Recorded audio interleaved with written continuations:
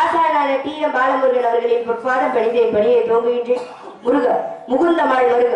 முன்னவனா மூத்தவனா அனைவருக்கும் முதல்வனாய் விளங்கும் கணவருக்கு பின்பற்றுவர் முருகன் செந்தில் முதல்வன் மாயோன் மருகனே ஒரு கை மகன் தம்பி உம்முடைய தண்டைக்கால் எப்பொழுதும் மறவாத நம்பியை வாழ் இக்குறுநிலுள்ள உற்றவனுக்கு மகளாய் பிறப்பெடுக்க வைத்தார்.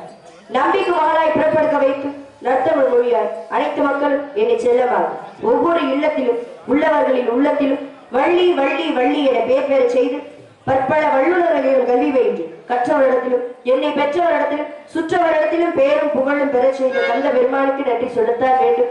மேலும் இக்குறுதிலுள்ள மற்றவனுக்கு மகளாய் பிறப்பெடுக்க வைத்து தத்தி தத்தி தாவி உதித்து விளையாடும் பிள்ளை பிராயம் கடந்து துள்ளி திரியும் வள்ளி பருவத்தில் கூட என்னை யார் நினைக்காதவன் வள்ளி என பெயருக்கு தகுந்தார் போல் பெரியவர் முதல் என்னில் சிறியவர் வரை யாரையும் பகைக்காத வாழ்வு கொடுத்தபடி வேலவா உன் பாதம் தொட்டு என் பணியை தோங்குகின்றேன் சுவாமி.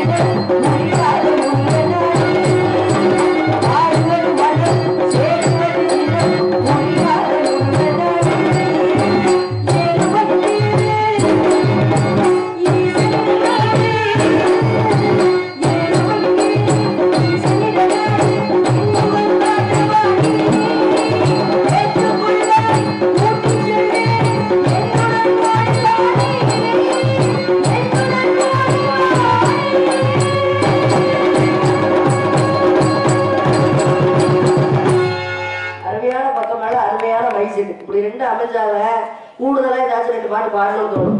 இல்ல ரெண்டுமே சரியில்லைன்னு வச்சுக்கோங்களேன், என்னத்தான் புது பாட்டை பாடி அது ஏதாச்சும் தப்பா போயிடும் அவங்களுக்கு. அதனால வந்து அருமையான பக்கமேல அருமையான பைக் செட்டு இருந்துட்டாலும் கூட கந்தரை மனித காரியம் துவங்கியிருந்தாள். காசியிலே காமாட்சியம், மதுரையின் பதிலே மீனாட்சியம், காசியிலே விசாலாட்சியம் விளங்கும் அந்த மதுரை மீனாட்சி நல்லை பெறுவோமா. ஏன்னா குப்பையை கூட கோபுரத்தில் வைக்கக்கூடிய சக்தி யாருக்கு இருக்கு அப்படின்னா என் தாய் மீனாட்சிக்கே இருக்கு. அவளை வந்து வழிபடுறவங்களுக்கு தான் அருள் செய்யணும் கிடையாது. இவ்வளவு மனதார நினைச்சிட்டாலே அருள் செய்வாரா. அப்பேற்பட்டவளை பாதத்தை படித்து விட்டு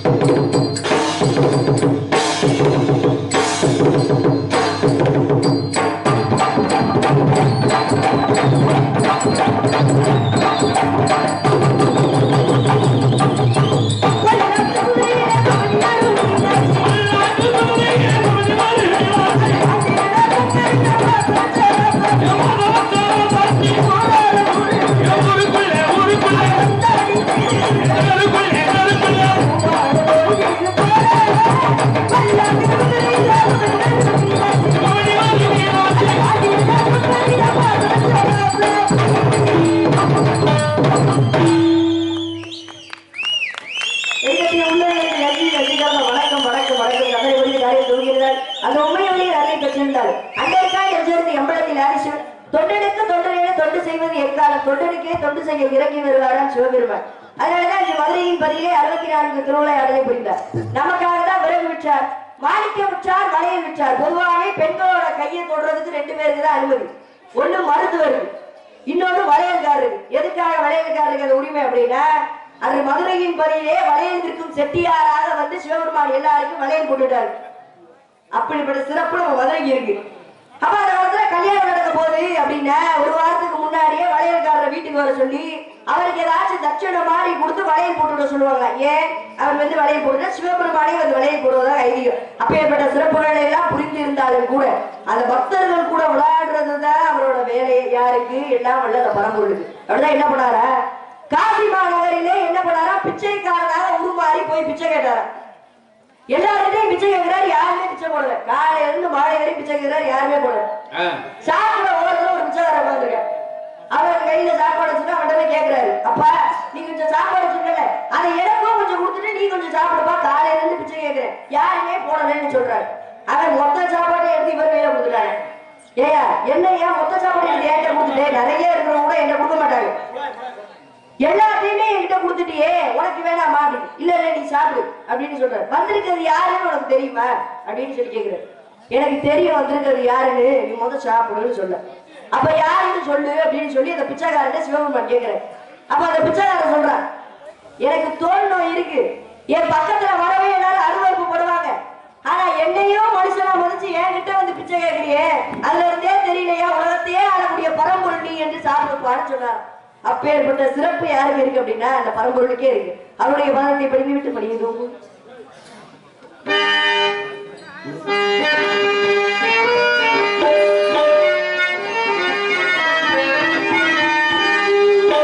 எழுதல் தானே தில்லையிலே,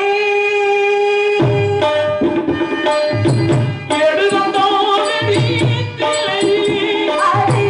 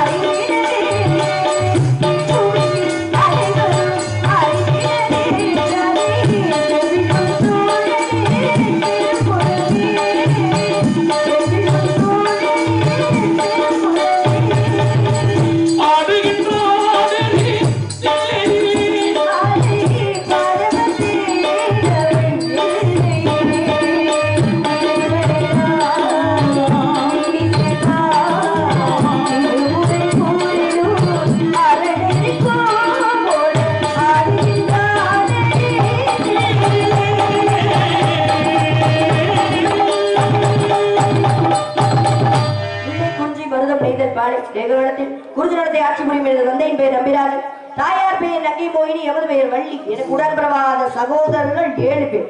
7மே ஆண் பிள்ளைனால மீனாட்சி போல ஒரு பெண் பிள்ளை இல்லைன்னு எங்க அப்பாவுக்கு முன்னால வருத்தம். அப்படி வருத்தப்பட்டு இருக்கும்போது வள்ளிக்கிழங்கு தோற்றப்படுத்த பள்ளத்திலிருந்து எடுத்து வந்து என்னை ரொம்ப செல்லமாக சீரும் சிறப்புடன் வளர்த்து வருகிறார். பெண் பிள்ளை பிறந்தால் காவலுக்கு அனுப்புவதாக அப்பாவோட வேண்டுதல். அந்த வேண்டுதலுக்கு இணங்க இன்று நான் காவல் புரிய வந்திருக்கிறேன். என்னுடன் என் உயிர் தோழி ஒருத்தி வந்திருக்கா. அதை விட பேர் அழகி ஒருத்தி வரப்போறா.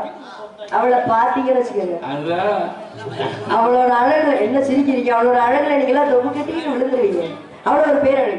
பெண்ணுக்கு பெண்ணே பேராசை கொண்டு பேரழகு. அதுக்கு முன்னாடி என் மனசுல என்ன இருக்குன்னு சொல்லல. யாரை நினைச்சிட்டு இருக்கேன்? கந்தனை, கடம்பனை, கார்த்திகேயனை, கதிர்வேலனை, சண்முகனை, சரவணனை, குகனை, யாரு முகனை, அந்த பால முருகனை நினைச்சு முருகி கொண்டிருக்கேன். இந்த முருகப்பெருமானுக்கு எத்தனை நாமங்கள் இருந்தால் 1008 நாமங்கள் இருந்துட்டாலும் கூட ஞான பண்டாரன்னு சொல்லி ஒரு பேரு எங்க பழனியில. எதற்காக இந்த பேரு அப்படின்னா, பொதுவாகவே மாலை போட்டு எல்லாரும் பழனிக்கு போனோம்னு வச்சுக்கோங்களேன், எந்த கோலத்துல பாக்கணும்னு ஆசைப்படுவீங்க? உண்மையதான் சொல்லணும், ராஜ அலங்காரத்துலதான் பாக்கணும் எல்லாருமே போவோம். ராஜ அலங்காரத்துல பார்த்தாலும் நம்மளை கொண்டு போய் ராஜ அலங்காரமா வைப்பாரு. ஆண்டியில பார்த்தா நம்மளாம் ஆண்டி ஆக்கி உட்கார வச்சிருவாரு. யார் சொன்னது? ஆண்டியில பார்த்தா ஆண்டி ஆக்கி உட்கார வச்சிருவாரு. அப்படிலாம் கிடையாது. எந்த கோலத்தில் அந்த கடவுள் போய் அங்க அமர்ந்தாரோ அதே கோலத்தில் போய் அங்க போய் பார்ப்பதுதான் சிறப்பு. ஆண்டியா பாத்தீங்கன்னா ஞானத்தை கொடுப்பார். ராஜ அலங்காரத்துல பார்த்தா செல்வத்தை கொடுப்பாரு. பண்டாருன்னா என்ன? அங்க பழையில ஒரு பேர் பண்டார். பண்டாருன்னா என்ன? ஒண்ணும் இல்லாதவன், பரதேசி பெயர். அப்படியா? கிடையாது. தமிழ்ல பண்டாரத்துக்கு அர்த்தம் என்ன அப்படின்னா, தன்முன் செல்வத்தை குவித்து வைத்திருப்போம் என்று பொருள். அப்ப எல்லா செல்வமும் இருக்கிறவரு ஏன் ஆண்டியா போய் பழனியில உட்கார்ந்துருக்காரு? என்ன காரணம்? ஒரு கட்டத்துக்கு மேல தனக்கு செல்வமே உதவாது, ஞானம் தான் உதவும் தெரிஞ்சதுக்கு அப்புறம் ஞான பண்டாரமாக போய் பழனியில அமர்ந்துட்டாரு. மகாலட்சுமி வணங்கணும்னு வச்சுக்கோங்களேன், செல்வத்தை கொடுப்பாங்க. இதே மீனாட்சி போய் கும்பிட்டோம் அப்படின்னா ஞானத்தை கொடுப்பாங்க. ஆனா ஞானத்தையும் செல்வத்தையும் தரக்கூடிய ஒரே கடவுள் யார் அப்படின்னா, பழனியில இருக்கிற அந்த பழனி முருகர் மட்டும்தான். அப்பேற்பட்டவரின் பாதத்தை பணிந்து விட்டோம்ல. இன்னொன்னு என்ன சொல்ல வர அப்படின்னா, காதலிக்கிறேன்னு சொல்லுவாரு. அதான் எப்படி சொல்றதுன்னு தெரியாம இப்படி சொல்லிட்டேன். காதலிக்கு யாரு யாரெல்லாம் கேட்க முடியல? முருகர். அவரு உன்னை காதலிக்கிறாரா? காதலிக்காமல காதலிப்போம், காதலிச்சாதான் காதலிப்போம். அதனால எப்பேற்பட்ட காதல் என்னுடைய காதல் சொல்லி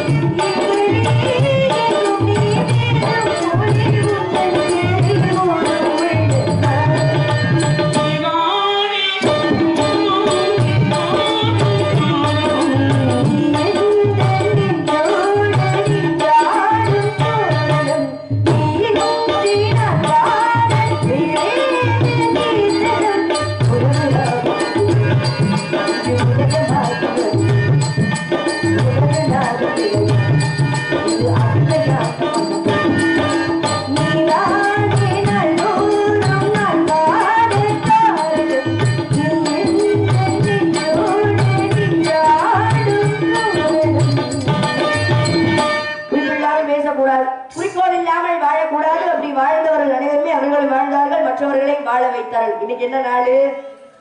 மாட்டு பொங்கல். மாட்டு பொங்கல் 2019 ஆண்டா. 2019 ஆண்டு இந்த மாட்டுக்காக ஒரு புரட்சியே நடந்துச்சு. என்னது? மாட்டு பிரச்சனை கிடையாது, எங்க நாட்டு பிரச்சனை சொல்லி எல்லா இளைஞர்களும், அது ஜாதி மதம் வேறுபாடு எதுவுமே கிடையாம இந்து மதத்துல இருந்து வந்தாங்க, முஸ்லீம் மதத்துல இருந்து வந்து எல்லாருமே போராடினாங்க அந்த மாட்டுக்காக. அப்பேற்பட்ட புனிதமான ஒரு நிலா இன்னைக்கு. அதனால வந்து கொண்டாடுறது வந்து ரொம்ப வந்து பொறுமையா நிதானமா நம்ம வேகத்தையும் வீரத்தையும் காட்டுறோம்னு சொல்லிட்டு எல்லாருக்குமே எங்களோட வீரர்களும் எங்களுக்கு முக்கியம், எங்க மாடு எங்களுக்கு முக்கியம். அதனால 2 பேருமே வந்து பாதுகாப்பா இருக்கணும்னு சொல்லிக்கொண்டு இந்த தை திருநாளை முன்னிட்டு எல்லாருக்கும் வாழ்த்துக்களை தெரிவித்துக் கொண்டு, முருகப்பெருமான் கையில திருச்செந்தூர்ல என்ன இருக்கு அப்படின்னா ஒரு மலர் இருக்கும். போய் நல்லா பாத்தீங்கன்னா தெரியும், விக்கிரகத்துல மலர் ஒண்ணு கையில வச்சிருப்பாரு, எல்லா சூழாயுதமும் வச்சிருக்காரு. இந்த மலர் வச்சிருக்காரு காரணம் என்ன திருச்செந்தூர்ல அப்படின்னா, இந்த சூரசம்காரம் முடிஞ்சிடும். சூரசம்காரம் முடிஞ்சதுக்கு அடுத்த நாள் என்ன பண்ணுவாரா முருகப்பெருமான், அந்த தோஷத்தை கழிக்கணும் அப்படின்னா அப்பாவை வேண்டுனா எல்லா தோஷமும் கழிச்சு போயிடும். யார் இப்பெல்லாம் அப்பாவை மதிக்கிறார்? அப்பாவை வந்து கும்பிட்டோம் அப்படியே எல்லா தோஷமும் போயிடும்னு என்ன பண்ணாரா, பஞ்சலிங்கங்களை வைத்து வழிபட்டாரா அந்த திருச்செந்தூர் கடல் கிட்ட. ஈசானம் தற்புருஷம் அகோரம் சத்யாச்சலம் சொல்லி பஞ்சலிங்கங்களை வச்சு பூஜை செய்தார்.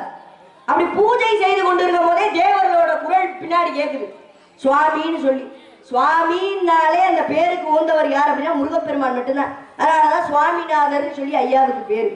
சுவாமின்னு சொல்லி தேவர்கள் எல்லாம் கூப்பிடவும், ஐயா அப்பா இப்பதான ஒரு பிரச்சனை முடிஞ்சு சூரசம்காரம் பண்ண, அடுத்து இவங்களுக்கு என்ன பிரச்சனைன்னு சொல்லி அந்த மலர் போட்டுக்கிட்டே இருந்தார. அந்த மலரோட திரும்பி பார்த்தாரா தேவர்களை, என்னாச்சு உங்களுக்குன்னு சொல்லி. அதனாலதான் அந்த விக்கிரகத்துல மலர் கையில வச்சிருப்பாரு.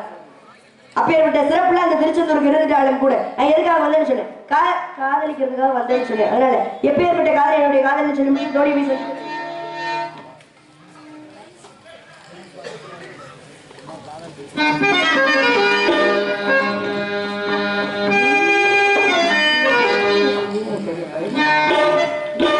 சொர்க்கத்தின் வாசப்படி என்ன கலந்தது, சொர்க்கத்தின் வாசப்படி என்ன கலந்தது,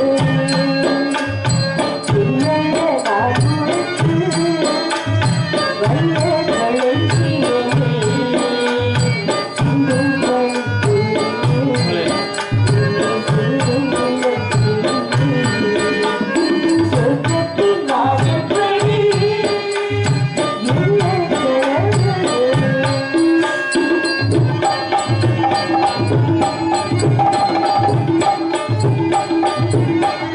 என்ன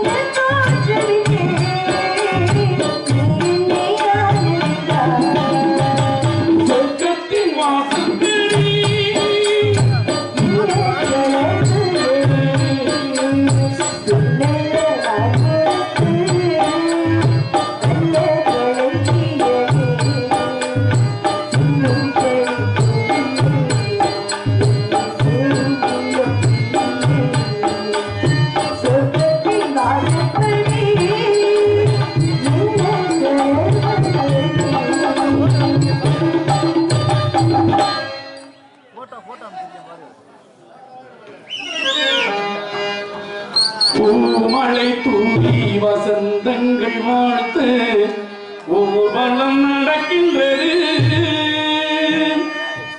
எளி பொங்கிடும் ஒன்று தங்கையின் நெற்றியில் குங்குமம் சிரிக்கின்றது, மங்கள குங்குமம் சிரிக்கின்றது.